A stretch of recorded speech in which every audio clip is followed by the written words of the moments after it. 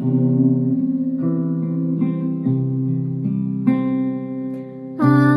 কারো পানে চাহিব না, আর করিব হে আমি প্রাণ।